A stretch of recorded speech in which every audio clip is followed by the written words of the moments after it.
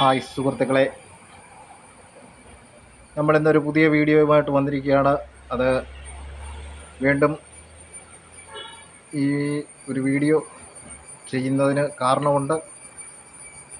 നമ്മുടെ ബഹുമാനിയ pastor അനിൽക്കുടിത്തോട്ടത്തിനെയും pastor Anil അയ്യപ്പനെയും കുറിച്ച്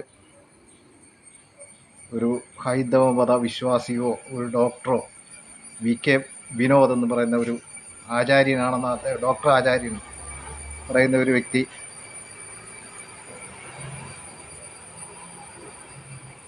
കുറച്ച് കാര്യങ്ങൾ സംസാരിക്കുന്നുണ്ട്. അപ്പോൾ അതിൻ്റെ ഒരു ചെറിയ വീഡിയോ ഞാനിപ്പോൾ അദ്ദേഹം പറയുന്നതും സംസാരിക്കുന്നതുമായിട്ടുള്ള ഒന്ന് രണ്ട് ചെറിയ ക്ലിപ്പുകൾ ഞാൻ ഇടാം.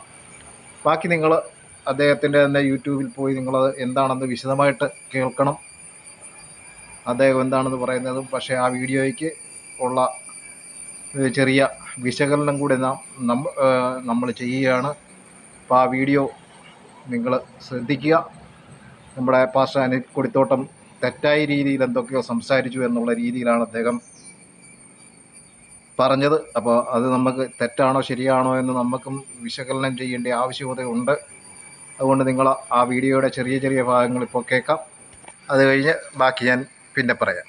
ഈ അനിൽ കൊടിത്തോട്ടം എന്ന് പറയുന്ന വ്യക്തി ആദ്യം മനസ്സിലാക്കേണ്ടതെന്ന് വെച്ചാൽ ഈ മനുസ്മൃതി എന്ന് പറയുന്ന ഇതുണ്ടല്ലോ, ഈ മനുസ്മൃതിയിലെ 1-ാം അധ്യായത്തിൽ ഉള്ള കാര്യങ്ങൾ കുറച്ച് കൂട്ടിക്കലർത്തലുകൾ വന്ന സാധനങ്ങളൊന്നും തന്നെ ഏതില്ല നമ്മുടെ ഈ ദ്രോണാചാര്യയുടെ ഈ മനുസ്മൃതിയിൽ നമുക്ക് കാണാൻ കഴിയില്ല. ഈ മനുസ്മൃതിയിൽ ഇതില് കുറെ കൂടി വ്യക്തമായിട്ടുള്ള മനുസ്മൃതിയാണ്. അപ്പോൾ ഇതിൽ അനാവശ്യമായിട്ട് കുറെ ശ്ലോകങ്ങൾ കൂട്ടിച്ചേർത്തിട്ടുണ്ട്.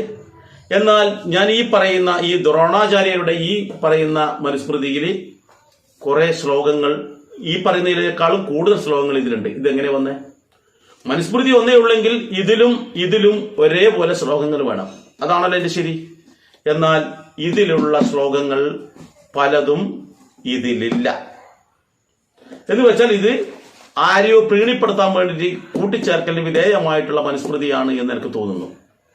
അതോടൊപ്പം തന്നെ ഇതിലൊന്നുമില്ലാത്ത ഒരു അധ്യായം തന്നെ, ഒരു ഭാഗം തന്നെ, നിരവധി ശ്ലോകങ്ങൾ തന്നെ എന്തുണ്ട് ഇതിലുണ്ട്. എന്ന് വെച്ചാൽ ഇതിൽ വളരെ വിശിഷ്ടമായിട്ടുള്ള മനുസ്മൃതിയിൽ ഏറ്റവും വിശിഷ്ടമായിട്ടുള്ള ഒരു ഭാഗം അങ്ങനെ തന്നെ അടർത്തി മാറ്റിയിട്ട് ഇല്ലായ്മ ചെയ്തിട്ടാണ് ഈ പറയുന്ന മനുസ്മൃതി ഇറക്കിയിട്ടുള്ളത് എങ്കിൽ ഇത് നമുക്ക് സ്വീകരിക്കാൻ പറ്റും.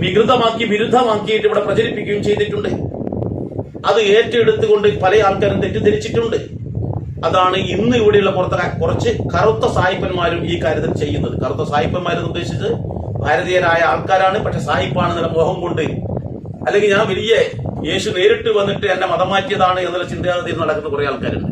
ഞാൻ അവരെയൊന്നും കുറ്റം പറയാനല്ല ഉദ്ദേശിക്കുന്നത്. കാരണം ഇവരാണ് ഇത് പൊക്കിപ്പിടിച്ചിട്ട് പ്രസംഗം നടിച്ചത്. അനിൽ കൊടിത്തോട്ടത്തിനെ പോലെയുള്ള ആൾക്കാർ അവരാണ് ഇത്തരത്തിലുള്ള പ്രസംഗം നടത്തിയത്. അതുകൊണ്ടാണ് ഞാൻ പറയുന്നത്, നിങ്ങൾ ചിന്തിക്കും. നിങ്ങൾ ആ വീഡിയോ ഒക്കെ ഞാൻ പ്ലേ ചെയ്ത് കേട്ട് കാണുമെന്ന് വിശ്വസിക്കുന്നു.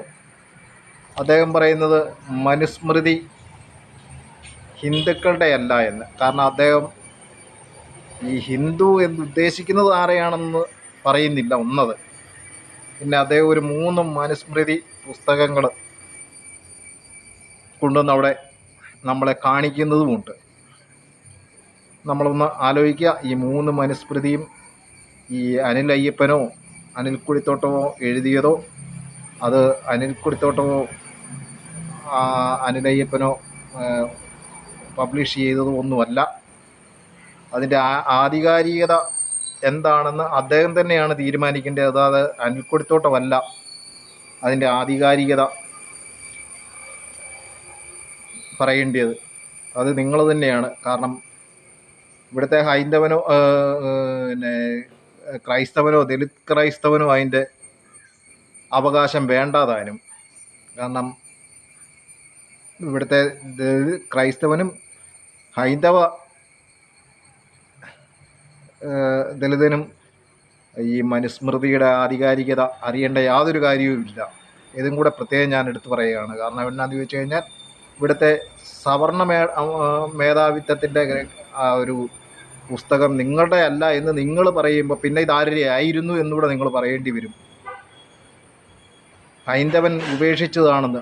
ഈ ഹൈന്ദവരാരാണെന്ന് നിങ്ങൾ ആദ്യം ഒന്ന് മനസ്സിലാക്കുക, അത് പറയുക. പൊതുജനത്തോട് നിങ്ങൾ വ്യക്തമായിട്ട് പറയണം മനുസ്മൃതി പ്രകാരം ഹൈന്ദവൻ ആരാണെന്നും. അല്ലെങ്കിൽ നിങ്ങൾക്കതിന് ഒരുപാട് ഉദാഹരണങ്ങൾ കൊടുക്കേണ്ടി വരും. അപ്പോൾ അതുകൊണ്ട് നിങ്ങളത് പറയുക എന്നാണ് ആദ്യത്തെ എൻ്റെ ഒരു സംസാരം. ഹൈന്ദവൻ ഞങ്ങളൊക്കെ പഠിച്ച രീതിയിലാണെങ്കിൽ ബ്രാഹ്മണൻ, വൈശ്യൻ, ക്ഷത്രിയൻ, ശൂദ്രൻ ഇത്രയേ ഉള്ളൂ. ഹിന്ദു, ഞങ്ങൾ ഹിന്ദുക്കളെ 1911 മുമ്പ് വരെയുള്ള ഹിന്ദുക്കളെക്കുറിച്ചാണ് ഇത് പറയുന്നത്. 1911 ശേഷം മഹാത്മാഗാന്ധി വട്ടമേശ സമ്മേളനം നടത്തുകയും ഒക്കെ ചെയ്ത് അതിനെ തച്ച് തകർത്തതിന് ശേഷം ഹൈന്ദവരെ, അതായത് ദലിതനെയും പട്ടികജാതിക്കാരനെയും പിന്നോക്കനെയും മൊത്തം ഹിന്ദുവാക്കിയുള്ള ഒരു പുതിയ ഇന്ത്യയിൽ പുതിയൊരു ആക്ട് ഉണ്ടാക്കി. അതിന് പ്രകാരം നിങ്ങൾ ഹിന്ദു എന്ന് പറയുന്ന വിശേഷിപ്പിക്കുന്ന ഇവിടുത്തെ ഈഴവനും പുലയനും പറയനും ഒന്നും ഇവിടുത്തെ ഹിന്ദുവായിട്ട് ഞങ്ങൾ ഇതുവരെ അംഗീകരിച്ചിട്ടില്ലാത്തടത്തോളം കാലം അത് ഞങ്ങളെ പേര് ഹിന്ദുവാക്കി നിങ്ങൾക്ക് സനാതന ധർമ്മവാദികൾക്ക് നിങ്ങളുടെ പുസ്തകമല്ല എന്ന് നിങ്ങൾ പറയുന്നത് പോലെ തന്നെ ഇവിടുത്തെ സഹോദരൻ അയ്യപ്പൻ ഈഴവരാരും ഹിന്ദുക്കളല്ല എന്നൊക്കെ വ്യക്തമാക്കി പറഞ്ഞിട്ടുള്ളിടത്തോളം കാലം അത് ഞങ്ങൾ അവരാരും ഹിന്ദുക്കളും അല്ല എന്നുകൂടെ ഞങ്ങൾ ഓർമ്മിപ്പിക്കേണ്ടി വരുന്ന ഒരു അവസ്ഥയും കൂടെ ഉണ്ടെന്ന് മിസ്റ്റർ ഡോക്ടർ വിനോദ് അറിഞ്ഞിരിക്കണം. അപ്പം അതുകൊണ്ട് ആണ് ഞങ്ങളും ഇതൊക്കെ പറയുന്നത്. നിങ്ങളുടെ പുസ്തകം അതിനകത്ത് തെറ്റ് വന്നത് ഇവിടുത്തെ അനിൽക്കൊടിത്തോട്ടമോ ഇവിടുത്തെ ക്രൈസ്തവർക്കോ ദലിത് ക്രൈസ്തവർക്കോ യാതൊരു പങ്കുമില്ല. അത് ഞങ്ങൾ ആദ്യം തന്നെ ചൂണ്ടിക്കാണിക്കുകയാണ്. ആ തെറ്റ് വരുത്തിയത് തിരുത്തേണ്ട കടമയും നിങ്ങളുടേതാണ്. പിന്നെ അദ്ദേഹം പറയുന്നത് കേട്ടു ഇന്ത്യയിലെ ഭരണഘടന, അത് തന്നെയാണല്ലോ ഞങ്ങളും പറയുന്നത്. ഇന്ത്യയിലെ ഒരു ഭരണഘടന മനുസ്മൃതി പ്രകാരം നടത്തിയ ഒരു ഭരണഘടനയാണ്. അതിനകത്ത് ഇവിടുത്തെ ദലിതനും ചണ്ടാളിനും ഒക്കെ അനുഭവിച്ച ദുരിതങ്ങളും ദുഃഖങ്ങളും ഒക്കെയാണ് അത് ഇന്നും ഞങ്ങളൊക്കെ അനുഭവിച്ചതിൻ്റെ ഒരു ബാക്കി പത്രത്തിൻ്റെ, അതായത് 120 വർഷം പോലും തികയുന്നില്ല എന്നുള്ള സത്യാവസ്ഥയോടെ നിങ്ങൾ മനസ്സിലാക്കണം. അപ്പം ഞങ്ങളുടെ ഓർമ്മയിൽ അതിപ്പോഴും നിലനിൽക്കും. അപ്പം അതിനെക്കുറിച്ച് നിങ്ങളപ്പം ഇത്രയും വ്യാകുലപ്പെട്ടിട്ടോ കഷ്ടപ്പെട്ടിട്ടോ അല്ലെങ്കിൽ ദുഃഖിച്ചിട്ടോ കരഞ്ഞിട്ടോ യാതൊരു കാര്യവുമില്ല. കാരണം ആ മനുസ്മൃതി പ്രകാരം അത് ഞങ്ങളുടെ ഇവിടുത്തെ ദലിത് ക്രൈസ്തനായാലും ശരി, ഹൈന്ദവനായ ദലിതനായാലും ശരി, അവരെ എല്ലാം നിങ്ങൾ അടിച്ചേൽപ്പിച്ച ഒരു സമ്പ്രദായമായിരുന്നു എന്നുള്ളത് നിങ്ങൾ മറക്കാതെ അത് പറയണം എന്നുള്ളതാണ് നമ്മുടെ ഒരു അഭ്യർത്ഥന. പിന്നെ കൂടെ പറയാൻ ഈ അദ്ദേഹം പറയുന്നത് കേട്ടു മനുസ്മൃതിക്ക് ശേഷം ഒരു 120 ഭരണഘടനകളൊക്കെ ഉണ്ടായിരുന്നു. അതേ ഒരു സ്ട്രക്ചറിൽ, അതായത് ഒരു മരം നട്ടത് വളർന്ന് പന്തലിച്ച് അതിനകത്ത് ശിഖരങ്ങളൊക്കെ ഒരുപാട് ഉണ്ടാകും. പക്ഷേ അതിൻ്റെ ആ തായ്തടി എന്ന് പറയുന്നത് മനുസ്മൃതിയിൽ നിന്ന് തന്നെയാണെന്നുള്ളത് നമ്മൾ മനസ്സിലാക്കണം. ഈ പറഞ്ഞ ഡോക്ടർ വിനോദും അത് മനസ്സിലാക്കുമെന്ന് നമുക്ക് തോന്നുന്നു. അദ്ദേഹം വ്യക്തമായിട്ടൊക്കെ കുറേ കാര്യങ്ങൾ പറയുന്നുണ്ട്. അതായത് അനിൽക്കൊടിത്തോട്ടം ഓരോ ഭാഗങ്ങളും പറയുമ്പോൾ ഇന്ന പുസ്തകങ്ങളിൽ നിന്നാണ് അത് പറയുന്നത് എന്ന് വ്യക്തമായിട്ട് പറയുമ്പോൾ ഇദ്ദേഹം ആ 3 മനുസ്മൃതി അവിടെ കൊണ്ടുവന്ന് കാണിച്ചതേ ഉള്ളൂ. ഇത് 3 മനുസ്മൃതിയാണ്, ഇതിനകത്ത് ഏതൊക്കെയാണ് തെറ്റ്, അത് 1, 2, 3, 4 ശ്ലോകങ്ങൾ. പക്ഷേ ആ ശ്ലോകങ്ങളൊന്നും ഞങ്ങളെ സംബന്ധിച്ചിടത്തോളം ഞങ്ങൾക്കിത് അറിയേണ്ട കാര്യമേ ഇല്ല. നിങ്ങളാണത് വിശദീകരിച്ച് തരേണ്ടത്. അതാണല്ലോ അതിൻ്റെ ഒരു സാമാന്യ മര്യാദയും. നിങ്ങളത് തെറ്റാണ് ഇത് തെറ്റാണെന്ന് പറഞ്ഞാൽ അതൊന്നും ഇവിടുത്തെ ദലിതൻ്റെയോ ഇവിടുത്തെ ഹൈന്ദവൻ്റെയോ ഇവിടുത്തെ ഇപ്പോൾ കാണപ്പെടുന്ന അതായത് ഈഴവർ തൊട്ട് താഴെയോട്ടുള്ള ഹൈന്ദവരുടെ ഒന്നും പിന്നെ ആവശ്യകതയല്ലത് എന്നുകൂടെ നിങ്ങൾ മനസ്സിലാക്കുക. പ്രത്യേകിച്ച് ഈഴവർ തൊട്ട് താഴെയോട്ടുള്ള ഹൈന്ദവർ ഇന്നും അവർ അടിമകളായിട്ട് തന്നെയാണ് ഇവിടുത്തെ സവർണ മാടമ്പികൾ കണ്ടിരിക്കുന്നതും കേട്ടുകൊണ്ടിരിക്കുന്നതും ഒക്കെ. കാരണം അതിൻ്റെയൊക്കെ ഉദാഹരണങ്ങളാണല്ലോ ഒരു ശബരിമലയിലെ ഒരു മേൽശാന്തിയായിട്ട് ഇവിടുത്തെ ഈഴവ സമുദായത്തിൽപ്പെട്ട ഒരു സഹോദരൻ അവിടെ അപ്പീലിൻ്റെ പൂജാരിയായിട്ട് ആ ആപ്ലിക്കേഷൻ കൊടുത്തു കഴിഞ്ഞപ്പോൾ അതിനെതിരെ ഇവിടുത്തെ സവർണ ആ, നമ്പൂതിരി സംഘടനകളൊക്കെ അതിനെതിരെ അപ്പീലിനൊക്കെ പോയത് അതൊക്കെ അതിൻ്റെ ഉദാഹരണങ്ങളൊക്കെയാണ്. അപ്പം നിങ്ങളീ പറയുന്ന ഈ ഹൈന്ദവരെന്ന് പറയുമ്പം എത്ര ജാതിയെ ഉൾക്കൊള്ളിച്ചുള്ള ഹൈന്ദവനാണെന്നൂടെ പറയേണ്ടി വരും. കാരണം ഈഴവർ തൊട്ട് മേളിലോട്ടുള്ള നായർ തൊട്ട് മേളിലോട്ടുള്ള ഹൈന്ദവനാണോ, അല്ല എങ്കിൽ ഈഴവർ തൊട്ട് താഴെയോട്ടുള്ള മറ്റ് ജാതിയിൽപ്പെട്ട ഹൈന്ദവരെയാണോ നിങ്ങൾ ഉദ്ദേശിക്കുന്നതെന്നും കൂടി പറയേണ്ടി വരും. ഞങ്ങൾ ആ ഭാഗത്തോട്ടൊന്നും ഞങ്ങൾക്കിതൊന്നും അറിയാൻ മേല എന്നുള്ള ഒരു രീതിയിൽ നിങ്ങൾ സംസാരിക്കാൻ ഒരു കാരണവശാലും മുതിരരുത്. ഞങ്ങൾക്ക് കാരണം ഞങ്ങളുടെ പൂർവിക പിതാക്കന്മാർ അതായത് നായർ തൊട്ട് മേളിലോട്ടുള്ള ഹൈന്ദവരിൽ നിന്ന്, അതായത് ചാതുർവർണ്ണയത്തിൻ്റെ ഗുണഭോക്താക്കളിൽ നിന്ന് ഞങ്ങളുടെയൊക്കെ പൂർവിക പിതാക്കന്മാർ എന്തൊക്കെ അനുഭവിച്ചു എന്നുള്ളത് ഞങ്ങളുടെ ഈ തലമുറ വരെ ഒക്കെ കൃത്യമായിട്ട് ഏകദേശം അറിയാം. ഇനി അടുത്ത തലമുറ വരുമ്പോൾ ഞങ്ങളത് പഠിപ്പിച്ചോളാം ഏതൊക്കെ രീതിയിലായിരുന്നു നിങ്ങളുടെയൊക്കെ പൊതുപ്രവർത്തനങ്ങളെന്നൊക്കെ. കാരണം അല്ല എങ്കിൽ നിങ്ങൾ നിങ്ങളുടെ ജാതീയ വ്യവസ്ഥകൾ പൂർണ്ണമായിട്ടും നിർത്തിയിട്ട് ഞാനും നിങ്ങളും എല്ലാം ഒരു രക്തമാണെന്നോ ഒരു സമൂഹമാണെന്നുള്ള ചിന്താഗതി നിങ്ങളിൽ ഉണ്ടാകാത്തിടത്തോളം കാലം ഇവിടുത്തെ ഒരുത്തനും ജാതി വ്യവസ്ഥ നിർത്താൻ താല്പര്യമില്ലാത്തവർക്ക് അതിനോട് പറയാനും യാതൊരു അർഹതയുമില്ല. കാരണം ഇപ്പോൾ നിങ്ങൾ പൂജാരിമാർ ബ്രാഹ്മണന്മാരായിരിക്കണമെന്ന് പറയുന്നിടത്ത് അത് ജാതി വ്യവസ്ഥ ഇല്ല, അല്ലെങ്കിൽ ഇവിടുത്തെ ഹൈന്ദവർ മൊത്തം പൂജാരിമാരാകണം എന്നാണ് നമ്മുടെ ആഗ്രഹം. പക്ഷെ അത് നിങ്ങളെ കൊണ്ട് സാധിക്കാതെ പോകുന്നിടത്താണ് ഇവിടുത്തെ ക്രൈസ്തവ മതത്തിൻ്റെ വിശ്വാസ്യതയുടെ ഒന്നുകൂടി നിങ്ങൾ ആലോചിച്ചു നോക്കുക. ഇവിടുത്തെ ഹൈന്ദവർ പൂർണ്ണമായിട്ടും ഈ വിശ്വാസത്തെ വിശ്വാസത്തെ അവർ ഉൾക്കൊള്ളുന്നുണ്ടായിരിക്കാം. പക്ഷേ നിങ്ങളെപ്പോണക്കുള്ള ചാതുർവർണ്ണീയ വ്യവസ്ഥയെ അവർ ഇതുവരെ ഉൾക്കൊണ്ടിട്ടില്ല എന്നുള്ള ഒരു കാലാവസ്ഥയോടെ നിങ്ങൾ മനസ്സിലാക്കുകയാണ് ഏറ്റവും നല്ലത്. പിന്നെ അനിൽ കൊടിത്തോട്ടം സാറിനെയൊക്കെ നിങ്ങൾ വെറും മോശമായിട്ട് ചിത്രീകരിച്ചതിനകത്ത് ഞങ്ങൾക്ക് ബുദ്ധിമുട്ടൊക്കെ ഉണ്ട്. കാരണം കറുത്ത സായിപ്പ് എന്നൊക്കെ പറയുമ്പം അതിന് നിങ്ങളുടെ ആ മാനസിക വ്യത എന്തുമാത്രം ഉണ്ട് എന്നുള്ളത് കൂടെയൊക്കെ ഞങ്ങൾക്ക് മനസ്സിലാവുന്നുണ്ട്. കാരണം കുറച്ച് എന്നിട്ട് ഒരു വേഗം ഒരു തിരുത്തൽ, ഈ ഇന്ത്യക്കാരെന്ന് പറയുമ്പം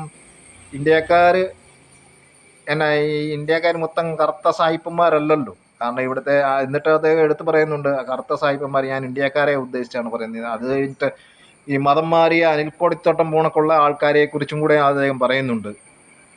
അപ്പം ആ മനോഭാവത്തിലാണ് നിങ്ങൾ ഇപ്പോഴും കരുതുന്നത്. കാരണം അപ്പം നിങ്ങളിൽ നിന്ന് തന്നെ ഇപ്പം ഏത് രീതിയിലാണ് നിങ്ങളുടെ അതായത് വീഡിയോയിൽ നിന്ന് തന്നെ ഞങ്ങൾക്കത് വ്യക്തമായ ഒരു മറുപടി നിങ്ങളിൽ നിന്ന് തന്നെ ഞങ്ങൾക്ക് ആദ്യം തന്നെ അതിൻ്റെ ഉത്തരം കിട്ടിക്കഴിഞ്ഞു. നിങ്ങൾ തന്നെ പറഞ്ഞു കറുത്ത കറുത്ത സായിപ്പന്മാരെന്ന്. കാരണം ആ കറുത്ത സായിപ്പന്മാർ ആരെയാണ് ഉദ്ദേശിച്ചതെന്ന് നിങ്ങൾ തന്നെ അത് പേര് ഉൾപ്പെടെ വ്യക്തമാക്കി കഴിഞ്ഞപ്പം പിന്നെ ഞങ്ങൾക്ക് പിന്നെ വേറെ കാര്യങ്ങളൊന്നും അതിനകത്ത് സംസാരിക്കാനില്ല. അപ്പോൾ അനിൽ കൊടിത്തോട്ട സാറ് ഞങ്ങൾക്ക് കറുത്ത സായിപ്പ് തന്നെയാണ്, അല്ലെങ്കിൽ അയ്യപ്പൻ ഞങ്ങൾക്ക് കറുത്ത സായിപ്പ് തന്നെയാണ്. അപ്പോൾ അതിനകത്ത് നിങ്ങൾ ബുദ്ധിമുട്ടിയിട്ട് കാര്യമില്ല. ഇത് അതുപോലെ ഇനി ഒരുപാട് കറുത്ത സായിപ്പന്മാർ ഞങ്ങളുടെ പേരിൽ ഞങ്ങൾക്കുണ്ട്. ചരിത്രമറിയാവുന്ന കറുത്ത സായിപ്പന്മാരാണ് അവരൊക്കെ. പിന്നെ അദ്ദേഹം പറയുന്നത് ഇവിടുത്തെ 5000 വർഷത്തിന് മുമ്പുള്ള നളന്ദ സർവകലാശാലയും തിരുവനന്തപുരത്ത് ഏതോ ഒരു കോളേജൊക്കെ ഉണ്ടായിരുന്നു എന്നൊക്കെയാണ് പറയുന്നത്. നമ്മുടെ 2500 വർഷത്തിന് മുമ്പുള്ള കഥകളൊക്കെയാണ് പറയുന്നത്. അന്നെല്ലാവരും അങ്ങ് വിദ്യാഭ്യാസത്തിൽ ഉന്നമനമായി നിൽക്കുക. പക്ഷേ ഇന്ന് നിങ്ങൾ സംസാരിക്കുന്ന ഭാഷ പോലും വല്ലവൻ്റെയും കടമെടുത്ത് പറയുന്നത് സംസാരിക്കുന്ന ഭാഷയാണെന്നുള്ളത് ഒരു അവസ്ഥ. കാരണം ബ്രാഹ്മണനും ക്ഷത്രിയനും വൈശ്യനും ശൂദ്രനും ഒക്കെ ഉപയോഗിച്ചിരുന്ന സംസ്കൃതം ഇന്ന് പേരിന് പോലും ഇല്ല. വല്ലയിടത്തും എങ്ങാണോ ആരെങ്കിലും പഠിക്കാൻ തയ്യാറായെങ്കിൽ മാത്രം ആ പുസ്തകമൊക്കെ ഉണ്ട് എന്ന് മാത്രമല്ലാതെ അതൊരു സംസാര ഭാഷ പോലും അല്ലാതായി തീർന്നിരിക്കുകയാണ്. കാരണം ബ്രാഹ്മണൻ എത്രയോ കാലഘട്ടം ഉപയോഗിച്ചുകൊണ്ടിരുന്ന 5000 വർഷങ്ങൾക്ക് മുമ്പ് തൊട്ട് ഇങ്ങോട്ട് ഉപയോഗിച്ചുകൊണ്ടിരുന്ന ഒരു ഭാഷ ഇന്ന് ഉന്മൂലനം ചെയ്ത് അത് നിങ്ങൾക്ക് പോലും പഠിക്കാൻ താല്പര്യമില്ലാത്ത ഒരു ഭാഷയായിട്ട് മാറിക്കഴിഞ്ഞിരിക്കുന്നിടത്ത് നിങ്ങൾ അതിനെക്കുറിച്ചൊക്കെ ഇങ്ങോട്ട് പറയാതെ വിദ്യാഭ്യാസം ഇവിടെ കണ്ടവാനം ഉണ്ടായിരുന്നു, ആർക്കായിരുന്നു എന്നും കൂടെ നിങ്ങൾ പറയണം. ഇവിടുത്തെ പട്ടികജാതിക്കാരനോ ഈഴവന് തൊട്ട് താഴെയോട്ട് എത്ര ദലിതൻ ഇവിടെ വിദ്യാഭ്യാസമുള്ളവനായിരുന്നു 1000-1500 വർഷത്തിന് മുമ്പ്. ഇവിടെ ആ വിദ്യാഭ്യാസം എഴുത്തും വായനയും പോലും ഒരു മനുഷ്യന് പോലും ഇല്ലായിരുന്നു. 150 വർഷം പോലും ആയില്ല ഇവിടുത്തെ ഇന്ത്യയിലെ ജനങ്ങൾ, പ്രത്യേകിച്ച് മലയാളികളൊക്കെ ഒരു 150-200 വർഷത്തിന് താഴെ, മാക്സിമം 200 വർഷത്തിന് താഴെയാണ് അവൻ അക്ഷരാഭ്യാസം പോലും ഉണ്ടായിട്ടുള്ളത്. അതിലും പ്രത്യേകിച്ച് സാധാരണപ്പെട്ടവനൊക്കെ ആണെങ്കിൽ ഒരു 100 വർഷം പോലും ആയിട്ടില്ല ഇവിടെ അക്ഷരാഭ്യാസം കിട്ടിയിട്ട്. ആ കാലത്തെ കഥയാണ് ഇവർ പറയുന്നത്. അപ്പം ഇതുമാത്രം കെട്ടുകഥകളെ ചമച്ചുകൊണ്ടാണ് നിങ്ങൾ നിങ്ങളുടെ ആ വിശ്വാസത്തെ കെട്ടിപ്പടുക്കുന്നത്. അതുകൊണ്ടാണ് നിങ്ങൾക്ക് ആ തകർച്ച ഉണ്ടാകുന്നതും. ആ വിശ്വാസത്തെ നിങ്ങൾ തന്നെ കാത്തു സൂക്ഷിക്കുക. അങ്ങനെ വിശ്വസിക്കുകയോ വിശ്വസിക്കാതിരിക്കുകയോ അത് നിങ്ങളുടെ താല്പര്യമാണ്. അതിനകത്ത് ഇവിടെ അനിൽ കൊടിത്തോട്ടം ഒന്നും ഇവിടുത്തെ ഒരു ഹൈന്ദവരെയും കുറ്റം പറഞ്ഞായിട്ട് ആ ഒരു പ്രസംഗത്തിലും കേട്ടില്ല. പിന്നെ ഇവിടെ ഹിന്ദു മതവാദികളെയും ഇവിടുത്തെ സംഘപരിവാർ ശക്തികൾക്കുമെതിരെ അദ്ദേഹം സംസാരിക്കുന്നുണ്ട്. കാരണം എന്നാന്ന് ചോദിച്ചു കഴിഞ്ഞാൽ അവരാണ് ഇവിടുത്തെ ക്രൈസ്തവ മതത്തെയും ഹൈന്ദവ മതത്തെയും മുസൽമാനെയും ഒക്കെ ഉന്മൂലനം ചെയ്യുന്നു. ഇവിടുത്തെ ദലിതനെയൊക്കെ ഉന്മൂലനം ചെയ്യാൻ അവർ തന്നെയാണ് ആഗ്രഹിച്ചത്. അവർക്കെതിരെ ഇന്ത്യയുടെ ഭരണഘടനാ പ്രകാരം അത് സംസാരിച്ചിട്ടുണ്ട്. അതിനകത്ത് നിങ്ങൾക്ക് ബുദ്ധിമുട്ടുണ്ടാകേണ്ട യാതൊരു കാര്യവുമില്ല. നിങ്ങൾ നല്ല ഒരു ആകാം. അപ്പം അങ്ങനെയെങ്കിൽ ഹൈന്ദവരെ ആരെയും അദ്ദേഹം ഹൈന്ദവ വിശ്വാസത്തെ ഒരിക്കലും അദ്ദേഹം എതിർത്തിട്ടില്ല. സുഹൃത്തെ, നിങ്ങൾ ആചാര്യൻ, നിങ്ങൾക്ക് ഡോക്ടറേറ്റ് ഒക്കെ കിട്ടിയ ഏത് രീതിയിൽ MBBS ആണോ അതോ PhD എടുത്തതാണോ ഇതൊന്നും നമുക്കറിയത്തില്ല. നിങ്ങളുടെ പേര് മുന്നേ ഡോക്ടർ അതിനൊന്നും നമ്മൾ ചോദ്യം ചെയ്യുന്നില്ല. നിങ്ങൾക്ക് എന്തായാലും അറിവൊക്കെ ഉള്ള ആളാണ്. കാരണം അറിവില്ല എങ്കിൽ ഇങ്ങനെയൊക്കെ പറയേണ്ട. കാരണം പക്ഷേ നിങ്ങൾക്ക് ആ പുസ്തകം 3 എണ്ണം ഉണ്ട്. അതിനകത്ത് ഒരു വാക്ക് പോലും നിങ്ങളെ കൊണ്ട് സംസാരിക്കാനോ പറയാനോ, അത് അനിൽ കൊടിത്തോട്ടമോ അല്ലെങ്കിൽ അനിൽ അയ്യപ്പനോ പറഞ്ഞ ഏതെങ്കിലും ഒരു വാക്ക് അതിനകത്ത് ഇല്ലാത്തതാണെന്നോ നിങ്ങൾക്ക് പ്രസ്താവിക്കാൻ കഴിയാത്തടത്തോളം കാലം അവർ പറഞ്ഞത് ഞങ്ങൾ വിശ്വസിക്കുകയുള്ളൂ. കാരണം നിങ്ങളെ കൊണ്ട് അത് പറയാൻ കഴിയാതായി പോയി. അപ്പം സുഹൃത്തെ, നിങ്ങൾ തന്നെ നിങ്ങൾക്ക് നിങ്ങളുടെ പുസ്തകം തെറ്റാണെന്ന് നിങ്ങൾ തന്നെ പറയുന്നു. ഇതിൻ്റെ ഒന്നും ആധികാരികത ഞങ്ങളെപ്പോണക്കുള്ള ആൾക്കാർക്ക് അതിൻ്റെ ആധികാരികത ചുമക്കേണ്ട യാതൊരു കാര്യവുമില്ല. ഒരു പുസ്തകം എഴുതുകയോ പ്രസാധകരാകുകയോ ഒക്കെ ചെയ്യുമ്പം അത് അന്നേരം തന്നെ അത് നിഷേധിക്കേണ്ട കടമ നിങ്ങളുടേതായിരുന്നു. അത് എന്തും ആയിക്കോട്ടെ, അത് എങ്ങനെ ആയിക്കോട്ടെ, ആര് വിറ്റ് കാശുണ്ടാക്കുന്ന കഥയാണ് നിങ്ങൾ ഈ പറയുന്നത്. ഇവിടുത്തെ ക്രൈസ്തവനൊന്നും നിങ്ങളുടെ ഒന്നും പുസ്തകം വിറ്റ് കാശുണ്ടാക്കുന്നില്ല. കാരണം ഇവിടുത്തെ ക്രൈസ്തവൻ്റെ ഒന്നും പുസ്തകം വാങ്ങിക്കാൻ പോലും ഇവിടെ ആളില്ലാതിരിക്കുമ്പോഴാണ് ഇവിടുത്തെ ക്രൈസ്തവൻ നിങ്ങളുടെയൊക്കെ പുസ്തകം വാങ്ങിച്ച് വിറ്റ് കാശുണ്ടാക്കാനോ അല്ലെങ്കിൽ നിങ്ങളുടെ ഒക്കെ പുസ്തകം തെറ്റായ രീതിയിൽ എഴുതി കാശുണ്ടാക്കാനോ നിൽക്കാൻ പോകുന്നത്. കാരണം ഇവിടെ ചരിത്രം അറിയാവുന്ന ഒരുപാട് ചരിത്രകാരന്മാരൊക്കെ പറയുന്നുണ്ട് ഇവിടെ എന്താ സംഭവിച്ചതെന്നും എന്താ സംഭവിച്ചുകൊണ്ടിരിക്കുന്നതെന്നും ഇനി എന്താ സംഭവിക്കാൻ പോകുന്നതെന്നും ഒക്കെ ചരിത്രം നമ്മളോട് പറയുന്നുണ്ട്. പിന്നെ അദ്ദേഹം വേറൊരു കാര്യം പറയുന്നത് കേട്ട് ഇവിടുത്തെ അമേരിക്ക കണ്ടുപിടിച്ച 500 വർഷം. ഓക്കെ, അത്രയോ ആയിട്ടുള്ളൂ. എന്നിട്ട് അദ്ദേഹം തന്നെ പറയുക അമേരിക്കയിൽ നിന്ന് അമേരിക്കൻ വിദേശികൾ ഇവിടെ വന്ന് ഇവിടെ നളന്ദയിൽ നിന്ന് തക്ഷശിലയിൽ നിന്നുമൊക്കെ വൻ അറിവുകളൊക്കെ പകർന്നെടുത്തുകൊണ്ട് പോയിട്ട് അവർ വലിയ വലിയ ആൾക്കാരായി. നമ്മളെപ്പോണക്കുള്ളവരൊക്കെ ചെറുതായിരുന്നു. നിങ്ങളെപ്പോണക്കുള്ളവർ ചെറുതാകും. കാരണം നിങ്ങളാണെങ്കിൽ അത്രയും ചെവിയിൽ ഉരുക്കി ഒഴിച്ച് മറ്റുള്ളവനെ കേൾപ്പിക്കാതിരുന്ന ഒരു സാധനം നിങ്ങളുടെ ഭാഗത്ത് നിന്നത് നഷ്ടമുണ്ടായി. കാരണം നിങ്ങൾക്ക് അതിനെക്കുറിച്ച് കൂടുതൽ കാര്യങ്ങളൊന്നും അറിയത്തില്ല, നിങ്ങൾ അറിയിപ്പിച്ചുമില്ല. നിങ്ങൾ കുറച്ച് ആൾക്കാരൊക്കെ അത് പറഞ്ഞു, അത് നടന്നു. അത് നിങ്ങളുടെ തെറ്റ്. നിങ്ങളത് അല്ലായിരുന്നുവെങ്കിൽ മറ്റുള്ള പൊതുസമൂഹത്തെ കൂടെ അത് പഠിപ്പിക്കണമായിരുന്നു. അത് ആരുടെ കുഴപ്പമാണ്? പക്ഷേ ഇവിടുത്തെ വൈദേശികർ വന്നു. അതുപോലെ മിഷണറിമാർ ഇവിടെ വന്നു. മിഷണറിമാർ ഏതാണ്ട് തെറ്റൊക്കെ ചെയ്ത് ഭയങ്കര തെറ്റൊക്കെ ചെയ്തെന്നാണ് പറയുന്നത്. ഇന്ന് നിങ്ങളൊക്കെ താങ്കൾക്ക് കിട്ടിയിരിക്കുന്ന ആ PhD ഉണ്ടല്ലോ, അത് വിദേശി ഇവിടെ വന്നതിന് ശേഷം നിങ്ങൾക്ക് നേടാൻ പറ്റിയ ഒരു ഏറ്റവും ഉന്നതമായിട്ടുള്ള ഒരു അനുഗ്രഹമാണത്. ഡോക്ടർ വിനോദം എന്നൊക്കെ പറയുമ്പം ഒരു വൈദേശികൻ്റെ പിതൃത്വമാണ് നിങ്ങൾ സ്വീകരിച്ചിരിക്കുന്നത്. അല്ലെങ്കിൽ നിങ്ങളത് തിരുത്തേണ്ടി വരും. അതാണ് എനിക്ക് ആ ഭാഗത്തോട് നിങ്ങളോട് പറയാനുള്ളത്. പിന്നെ അദ്ദേഹം ആ നികൃഷ്ടമായ ഒരു വാക്ക് ഉപയോഗിച്ചാണ് നമുക്ക് ഏറ്റവും കൂടുതൽ കൊണ്ടത്. ഇവിടുത്തെ ഇന്ത്യയിലെ കറുത്ത സായിപ്പന്മാരെന്ന്. എന്തൊരു വൃത്തികെട്ട മനോഭാവമാണ് താങ്കളുടെ. താങ്കൾക്ക് ഡോക്ടറേറ്റ് കിട്ടിയെന്ന് പറഞ്ഞിട്ട് എന്തെങ്കിലും കാര്യമുണ്ടോ? താൻ്റെയൊക്കെ മനസ്സിലിരിക്കുന്ന ഇപ്പോഴും ഈ ദുഷിച്ച ചിന്തയല്ലേ, ഇപ്പോഴും താൻ സനാതനധർമ്മവാദിയായിട്ട് തന്നെ നിൽക്കുകയല്ലേ, താനിപ്പോഴും ആ ചാതുർവർണ്ണയത്തിനുള്ളിൽ തന്നെയല്ലേ നിൽക്കുന്നത്. തനിക്കതിൻ്റെ പുറത്ത് ഇതുവരെയും വരാൻ പറ്റാത്തടത്തോളം കാലം ഞങ്ങളെ പോണക്കുള്ള ദലിതനോ പട്ടികജാതിക്കാരനോ ഇവിടുത്തെ ഈഴവനോ ഒക്കെ തന്നെ അംഗീകരിക്കണമെന്ന് പറഞ്ഞു കഴിഞ്ഞാൽ തനിക്ക് ഏതെങ്കിലും ഒരു രീതിയിൽ ഏതെങ്കിലും ഒരെണ്ണം വിദ്യാഭ്യാസം കിട്ടിയെന്നും പറഞ്ഞുകൊണ്ട് തനിക്ക് PhD കിട്ടിയെന്നോ അല്ലെങ്കിൽ MBBS കിട്ടുമെന്നോ പറഞ്ഞുകൊണ്ട് തന്നെ ബഹുമാനിക്കണമെന്നൊന്നും ഞങ്ങൾക്ക് നിർബന്ധമൊന്നുമുള്ള കൂട്ടത്തിലൊന്നും അല്ല എന്ന് ഞങ്ങൾ വ്യക്തമായിട്ട് തന്നെ പറയുന്നു. താങ്കൾ ഏത് വ്യക്തിയാണെന്ന് പറഞ്ഞാലും ഇങ്ങോട്ട് മര്യാദയില്ലെങ്കിൽ അങ്ങോട്ടും ഒരിക്കലും പ്രതീക്ഷിക്കരുതെന്ന് പറഞ്ഞുകൊണ്ട് ഞാൻ എൻ്റെ ഈ ചെറിയ വീഡിയോ നിങ്ങൾക്ക് മുൻപിൽ നിർത്തുന്നു. നന്ദിയുണ്ട്, നമസ്കാരമുണ്ട്. പിന്നെ ഇതിനെ കമൻ്റ് ഇടുന്ന ആൾക്കാർക്ക് ഞാൻ എന്തെങ്കിലും തെറി പറഞ്ഞിട്ടുണ്ടെങ്കിൽ അതിനോട് തെറിയായിട്ട് സംസാരിക്കുക. അല്ലാത്ത പക്ഷം നിങ്ങൾ ആ കമൻറ്റിനകത്ത് തെറി ഉപയോഗിക്കാൻ ഞാൻ ഒരു കാരണവശാലും അനുവദിക്കുന്നതല്ല. കാരണം എനിക്കതിനോട് താല്പര്യമില്ല. നിങ്ങളോട് തെറി പറഞ്ഞ് കളിക്കാനോ നിങ്ങളുടെ വീട്ടിലിരിക്കുന്ന വ്യക്തികളെക്കുറിച്ച് എനിക്ക് സംസാരിക്കാനോ ഒന്നും യാതൊരു താല്പര്യമില്ല. അത് പ്രത്യേകം ഞാൻ പറയുന്നു. കമൻ്റ് ഇടുന്നവർക്ക് നിങ്ങൾക്ക് വേണമെങ്കിൽ കേൾക്കാം, ഇല്ലെങ്കിൽ നിങ്ങളെൻ്റെ ഈ വീഡിയോ നിങ്ങൾക്ക് ക്വിറ്റ് ചെയ്ത് അല്ലെങ്കിൽ സ്ക്രോൾ ചെയ്ത് കളഞ്ഞിട്ട് പോകാം. അതിനെതിരെ എതിരെ തെറിയൊന്നും ഇടാൻ ഞാൻ അനുവദിക്കുന്നില്ല. കാരണം എന്താണെന്ന് ചോദിച്ചു കഴിഞ്ഞാൽ അതെനിക്ക് എന്നെ സംബന്ധിച്ചിടത്തോളം എനിക്കതിന് വലിയ താല്പര്യമൊന്നുമുള്ള കൂട്ടത്തിലൊന്നും അല്ല ഞാൻ. കാരണം എനിക്ക് തെറി പറയാൻ അറിയാൻ വയ്യാഞ്ഞിട്ടുമല്ല, പക്ഷേ ഞാൻ അതിനെക്കൊണ്ട് മുതിരുന്നില്ല. നിങ്ങൾ കാരണം ഞങ്ങളൊക്കെ ഈ രീതിയിലായത് ഞങ്ങൾക്ക് ഞങ്ങളുടെ പിറകിലൊക്കെ ഒരുപാട് കഠിന പ്രയത്നങ്ങളൊക്കെ ഉണ്ട്. അതുകൊണ്ടാണ് ഞാൻ ഇപ്പം ഇങ്ങനെ നിങ്ങളോടൊരു റിക്വസ്റ്റ് ചെയ്യുന്നത്. നിങ്ങൾക്ക് തെറി പറയണമെന്ന് വരി നിങ്ങളുടെ വീട്ടിലിരിക്കുന്ന നിങ്ങളുടെ അപ്പനെയോ അമ്മയോ അല്ലെങ്കിൽ സഹോദരിയോ പെങ്ങളെയോ ഭാര്യയോ മകളെയോ ഒക്കെ നിങ്ങൾക്ക് തെറി പറയാം. അതിനകത്തൊന്നും നമ്മൾ ചോദ്യം ചെയ്യുന്നില്ല. പക്ഷേ എന്നെ തെറി പറയാനും എൻ്റെ വീഡിയോയ്ക്ക് താഴെ ഞാൻ ഏതെങ്കിലും രീതിയിൽ തെറി നിങ്ങൾക്ക് തെറിയായിട്ട് ഉപയോഗിച്ചിട്ടുണ്ടെങ്കിൽ അതിനു വേണ്ടി നിങ്ങൾക്ക് അതിന് പറയാം. ഞാനല്ലാത്ത പക്ഷം നിങ്ങളെ ഒരു കാരണവശാലും ഞാൻ അംഗീകരിക്കില്ല. നിങ്ങളത് തെറി പറയാൻ തെറി എഴുതി ഇടുന്നത് അത് നിങ്ങളുടെ ഏത് രീതിയിലായാലും നിങ്ങളുടെ അത് വ്യക്തിപരമായ കാര്യങ്ങളാണ്. അത് എന്നെ ബാധിക്കുന്നതല്ല. അതുകൊണ്ട് നിങ്ങൾ ദയവ് ചെയ്ത് തെറി വാക്കുകൾ ഉപയോഗിക്കരുത്. അതായത് ഞാൻ ഏത് വിഷയത്തിൽ ആണ് സംസാരിക്കുക അതിനെതിരെ നിങ്ങൾക്ക് സംസാരിക്കാം, പക്ഷെ അത് തെറിയോടാകരുത് എന്ന് പറഞ്ഞുകൊണ്ട് ഞാൻ എൻ്റെ ചെറിയൊരു കാര്യം ഞാൻ നിങ്ങളെ ബോധ്യപ്പെടുത്തുകയാണ്. വീണ്ടും നമുക്ക് അടുത്തൊരു വീഡിയോയുമായിട്ട് കാണാം. നന്ദിയുണ്ട്, നമസ്കാരം.